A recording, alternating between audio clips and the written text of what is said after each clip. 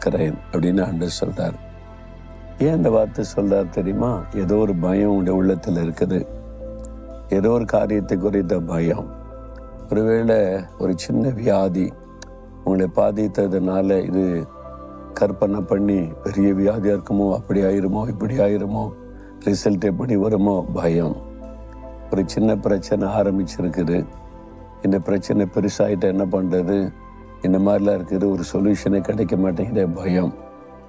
இந்த கடங்காரங்க வந்து நிற்பாங்களே, எப்படி பணத்தை கட்டுறது, இந்த பணத்தை கொடுக்க வழி இல்லாமல் இருக்கேன்னு எவ்வளோ நாள் இந்த கஷ்டம், பயம். மனிதர்களை குறைத்த பயம். ராத்திரிலாம் தூங்க முடியல, ஏதோ ஒரு காரியம் அப்படியே சொப்பனை வருது, காட்சிகள் வருது, ஒரு நிம்மதியாக தூங்க முடியல, என்னடா வாழ்க்கை இது அப்படின்ற மாதிரி ஒரு சூழ்நிலை. இப்போ நீங்கள் இருக்கிற சூழ்நிலை, இந்த தேவைக்கு என்ன பண்ணுறது அப்படின்ற ஒரு பயம். ஏதோ ஒரு பயம் உங்களுடைய உள்ளத்தில் ஆரம்பிச்சிருக்குது. சிலர் அந்த பயத்தினாலே கவப்பட்டு அப்படியே நெருக்கப்பட்டு இருக்கிறீங்க. சிலருக்குள்ள இந்த பயம் அப்படி ஸ்லோவாக உருவாகிட்டே இருக்குது. ஆண்டவர் சொல்றாரு, என் மகனே மகளே பயப்படாத, பயப்படாத, எதை குறித்தும் பயப்படாத. எப்படி பயப்படாமல் இருக்க முடியும் ஆண்டவரே? இந்த தேவை இருக்குது, இந்த மாதிரி வியாதின்னு சொல்கிறாங்க, இந்த மாதிரி பிரச்சனைன்றாங்க, வீட்டுக்குள்ளே இப்படி தானே இருக்குதுன்னு.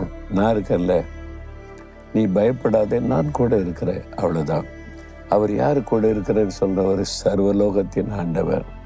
அவரால் குணமாக்க முடியாத வியாதி ஒன்றும் இல்லை, அவரால் தீர்க்க முடியாத பிரச்சனை ஒன்றும் இல்லை, அவரால் கொடுத்து முடிக்க முடியாத பெரிய கடனும் இல்லை. 3 கோடி கடனெல்லாம் அப்படின்ற நேரத்தில் ஆண்டவர் மாற்றி கொடுத்துருக்கிறார். எத்தனை பேர் சாட்சி சொல்லியிருக்கிறாங்க. கேன்சர் வியாதியெல்லாம் இல்லாமல் பண்ணி இருக்கிறார். வழி இல்லாத இடத்துல வழி திறந்திருக்கேன். எத்தனை சாட்சிகளை என் ஊழிய பாதையில் பார்க்கிறேன். அவர் சொல்கிறாரு, நான் இருக்கல அவரை கூட. அதாவது இவர் கூட இருந்த பிரயோஜனம் இல்லைங்க. அவரால் முடிஞ்சது இவ்வளோதான், ஒரு லிமிட் இருக்குது, அவரால் இவ்வளோதான் செய்ய முடியும் அப்படின்றனா இவ்வளோ யோசிக்கலாம். இவர் அப்படி இல்லை. வானத்தை பூமியை உண்டாக்கின சர்வலோகத்தின் ஆண்டவர். என்னால் செய்யக்கூடாத அதிசயமான காரியம் ஒன்று உண்டோ அப்படின்னு சொல்லி இருக்கிறார். அவர் தான் சொல்கிறாரு, நீ பயப்படாத, நான் உனக்கு கூட இருக்கிறேன்னு. நீங்கள் சொல்லுங்கள், ஆண்டவரே நான் பயப்பட மாட்டேன், ஏன்னா நீங்கள் என் கூட இருக்கிறீங்க அப்படி சொல்லுங்களேன். ஒரு தைரியம் வந்துடும். அப்போ உங்களுக்குள்ள ஒரு பலன் வரும் பாருங்க. ஏன்னா 1974 ஆண்டவர் எனக்கு தரிசனமாகி ஊழியத்துக்கு அழைக்கிறார். எனக்கு பயந்தான், முழு நேர ஊழியத்துக்கு வர்றதுக்கு நான் விரும்பலை. நிறைய பிரச்சனை, பாடு, இதெல்லாம் இருக்கும், கஷ்டம், நான் வரல ஆண்டவரேன்னு தான் சொன்னேன்.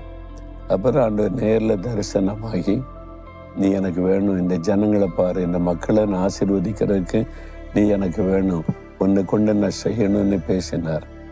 நான் பயப்படுறது ஆண்டவர் தெரிந்துக்கிட்டு தான் நேரடி ஆண்டவர் எனக்கு சொன்னார். ஏசாயா 41 அதிகாரம் 8-16 உனக்கு வாக்குத்தத்தமா தர்றேன், அதன்படி உன்னை நடத்துவேன்னார். அதில் அந்த வசனம் வருது, பயப்படாதே, நான் கூட இருக்கிறேன். இப்பவும் நான் கடந்து வந்த ஊழிய பாதையில் 50 வருஷம் ஆயிட்டு. 74 ஆண்டு விளைச்சாரில் எத்தனையோ பாடு, பிரச்சனை, நெருக்கம், பயப்படுகிற சூழ்நிலை. அப்போல்லாம் ஆண்டு சொல்லுவார், நான் உனக்கு என்ன வாக்கு கொடுத்தேன், நீ பயப்படாத, கூட இருக்கிறேன்னு சொன்ன. ஆமாம் ஆண்டவரே.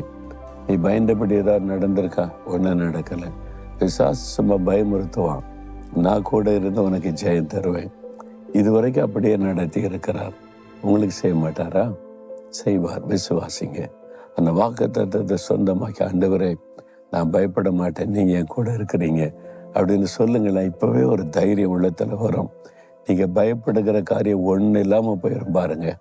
அப்படியே சொல்லுங்க, இயேசுவே நீங்கள் என் கூட இருக்கிறதுனால நான் பயப்பட மாட்டேன், நீ பயப்படாத, நான் கூட இருக்கிறேன்னு எனக்கு வாக்கு கொடுத்துருக்கிறீங்க, நான் விசுவாசிக்கிறேன், இனி பயப்பட மாட்டேன், எதை குறித்து பயப்பட மாட்டேன்.